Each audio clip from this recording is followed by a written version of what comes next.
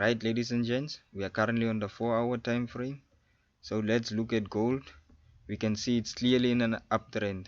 So with this uptrend, we can see from that low, it has created a higher high, a higher low, a higher high, a higher low. So we expect it to continue with the uptrend. So in this case, this resistance level has become a support level there. So that is our key zone there. Let me just mark it out.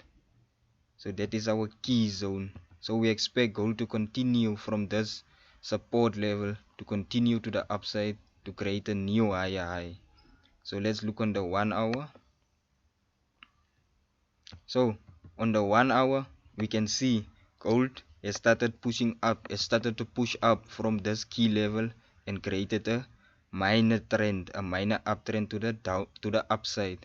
So that minor uptrend to the upside, it's a clear indication that gold is moving to the upside. So let's just mark out that. Let me just zoom it out a bit. So let's mark this trend for us to continue with this trend.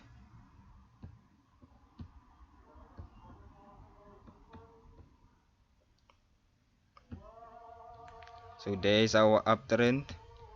So in this uptrend, we can see there is our higher highs, our higher lows. So this resistance level has become a support level there. So that is why it's a key zone for us. So let's mark it out right there. This resistance zone there, the market hasn't break above it yet. So we are waiting for the market to break above it. But what can we see now? We can see right at that resistance zone there, the market is creating a triangle. So with that triangle, we are waiting for the market to break above that triangle in order to continue with the uptrend. So we are waiting for the market to break above, come back to retest it, and then continue to the upside to create a new higher high, and then come back to retest our previous support zone, our previous resistance zone right there, and create a support zone, and then continue to the upside with our trend. So it's gonna be something like that. But if that doesn't happen, we are waiting for the market to do the opposite, to break above our triangle right there, come back to retest our triangle, come back to retest our previous key zone right there, and then from that key zone we can expect the market to continue to the upside. So it's gonna look something like that. From that key zone we can expect the market to continue to the upside.